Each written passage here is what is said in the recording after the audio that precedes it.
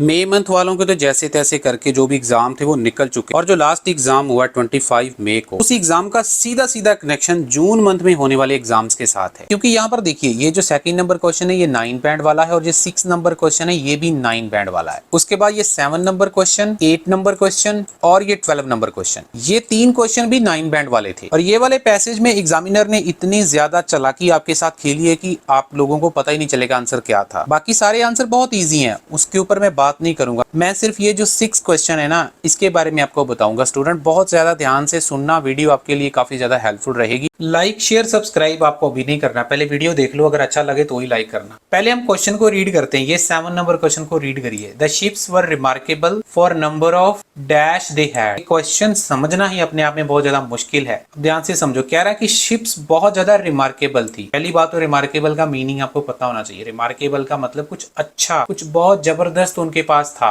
दूसरे नंबर पर ये जो फॉर लिखा है ना, फॉर का मीनिंग भी आपको पता होना चाहिए। फॉर का मतलब यहाँ पे रीजन है। इसके बाद यहाँ पर हमें थोड़ा सा ग्रामर भी सपोर्ट कर रही है। स्टूडेंट आपने देखा होगा भी हम नंबर ऑफ डैश लिखते हैं ना तो हमेशा उसके बाद यहाँ पे जो भी आंसर आता है वो प्लूरल होता है। जैसे number of students, number of cars, number of universities, मतलब यहाँ पर जो भी आंसर आएगा वो प्लूरल होना चाहिए। तो शिप्स के पास बहुत सारी गिनती में क्या ऐसी चीजें थी जिसकी वजह से वो रिमार्केबल थी। मैं आपका टाइम बिल्कुल भी वेस्ट नहीं करूंगा, मैं सीधा लोकेशन पे पहुंच गया हूँ। यहाँ पे देखिए कह रहा these vessels were fast and cylinder. यहाँ पे इसने बोल दिया आपको कि जो शिप्स थी, जो वेजल्स थे वो फास्ट थे। विद यहाँ पे लिखा हुआ, इसका मतलब उनके पास कोई चीज थी। क्या चीज थी? A narrow hull that deeper at back than in the front. मतलब उनके जो हल थे वो ज्यादा डीप थे फ्रंट के कंपैरेटिवली, इसलिए वो फास्ट और सिलेंडर थे। एक रीजन तो ये होगा, लेकिन इसमें हमारा आंसर कोई भी प्लूरल नहीं है। सारा सेंटेंस आप रीड करके देखो, यहाँ पर आपको कोई भी प्लूरल नहीं मिलेगा, तो इसमें कोई आंसर ही नहीं है। एंड इसका मतलब एक और भी रीजन बताया हुआ उसने। आगे क्या लिखा है? Masses of sails on tall masts. अब यहाँ पे देखिए मॉसीज भी प्लूरल है, सेल्स भी प्लूरल है, मास्ट्स भी प्लूरल। इन तीनों में क्या आंसर पॉसिबल है? Masses of sails on tall masts. On tall masts का मतलब है कि कोई ऐसी चीज होगी, मॉस्ट कोई चीज होगी, उसके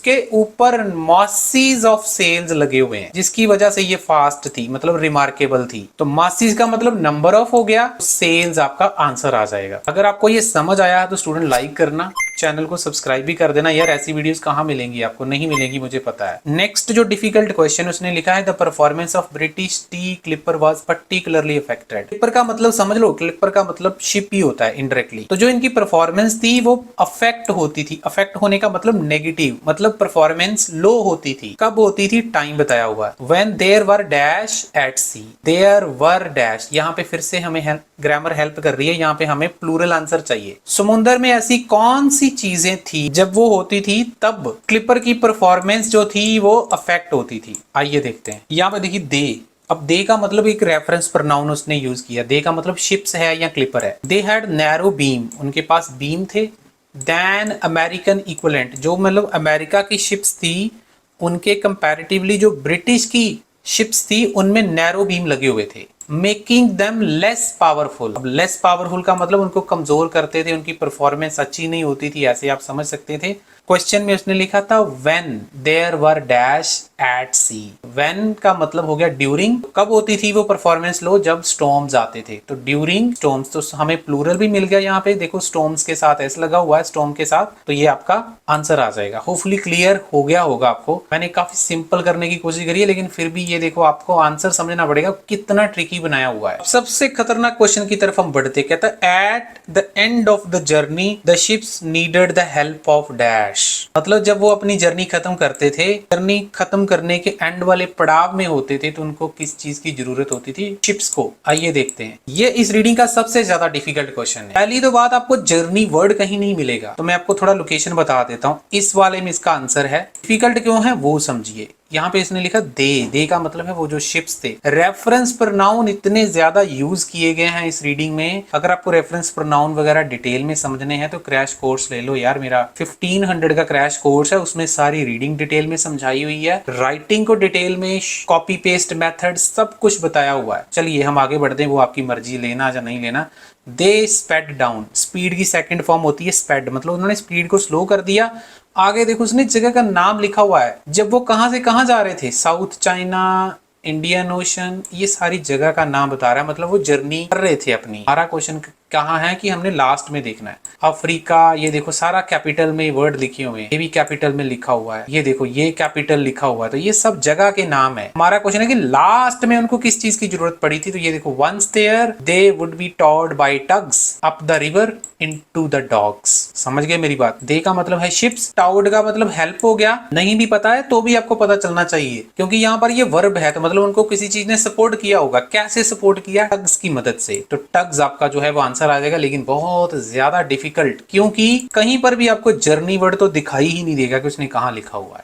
तो this is a most difficult question. अब हम बात करते हैं ट्रू फॉल्स नॉट गिवन की। Before 1800 cargo size was most important consideration for east India company. बहुत ही ज्यादा डिफिकल्ट क्वेश्चन है। क्यों डिफिकल्ट है आइए समझाता हूं। देखो इसमें सबसे पहले तो भाई आपको ये चीज समझनी है कि 1800 साल से पहले क्या हुआ था, पहले वो देखना पड़ेगा। तो 1800 साल से पहले वो क्या करते थे, कार्गो का जो साइज था उसको बहुत ज्यादा इंपॉर्टेंस देते थे। तो क्या सच में वो कार्गो साइज को 1800 साल से पहले इंपॉर्टेंस देते थे? अब यहाँ पे समझो, यहाँ पे क्या लिखा हुआ है, बाय 1800। स्टूडेंट गलती क्या करेंगे, इस पैराग्राफ से पढ़ना शुरू कर देंगे। बाय 1800 का मतलब है कि वो उस सदी में चल रही थी चीज, 1800 वाला जो सदी थी उसके दौरान। लेकिन हमारा क्वेश्चन उससे पहले है, बिफोर 1800। तो इसका आंसर डेफिनेटली इस वाले पैराग्राफ में होना चाहिए। तो यहां पर इसने लिखा instead its priority was to minimise the cost by carrying as much as possible on each ship. जितना ज्यादा हो सके वो चाहते थे कि उसको लोड किया जाए शिप के ऊपर, ये उनकी प्रायोरिटी होती थी। प्रायोरिटी का मतलब सबसे ज्यादा इंपॉर्टेंट चीज उनके लिए यही होती थी 1800 साल से पहले।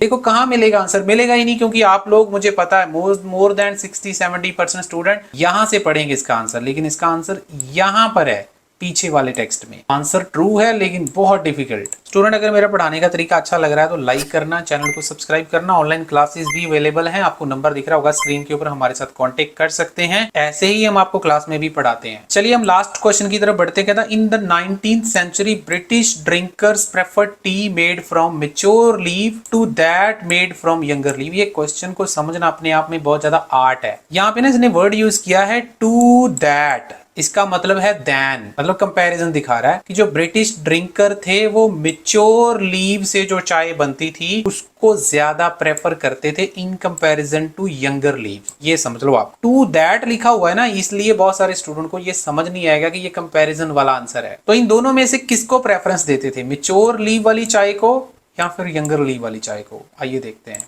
ये रहा इसका लोकेशन। ये कह रहा है you could sell your shipment of tea before your competitors even arrived and partly because consumers in Britain in 19th century believed the fresher and earlier picked the tea the better the resulting drink। इसका मतलब बहुत साफ है कि जितनी ज्यादा वो fresh चाय को पिक करेंगे उतने ही बढ़िया रिजल्ट आएंगे। इसका मतलब फ्रेश चाय का मतलब है जो यंगर लीव होते हैं, मतलब जो छोटे पत्ते होते हैं, मतलब जिनके पत्ते अभी छोटी उम्र वाले हैं, जो छोटे हैं, वो वाली चाय को वो ज्यादा प्रेफर करते थे क्योंकि उनका रिजल्ट ज्यादा बेटर आता था। यहाँ पर हालांकि उसने कहीं पर भी मैच्योर वर्ड यूज नहीं किया है, लेकिन फिर भी आपको थोड़ा कॉमन सेंस लगाना पड़ेगा कि अगर वो यंगर चाय, अगर वो यंगर पत्तियों की जो चाय है उसको प्रेफर कर रहा है तो इसका मतलब अल्टीमेटली यही है कि दूसरे वाले एग्जाम निकल कर गया उसमें हमारा लिसनिंग का भी आंसर है वो कॉन्ट्राडिक्ट हो जाएगा और आपका आंसर फॉल्स देख पा रहे हैं। क्लिपर रेस वाला वो भी रिपीट हुआ, तो चीजें रिपीट भी होती हैं। क्रैश कोर्स का भी फायदा होता है। अब मैं आपको बताता हूँ स्टूडेंट, क्रैश कोर्स लेने के आपको दो फायदे होते हैं। प्रेडिक्शन मटेरियल तो आपको साथ में फ्री मिल ही जाता है,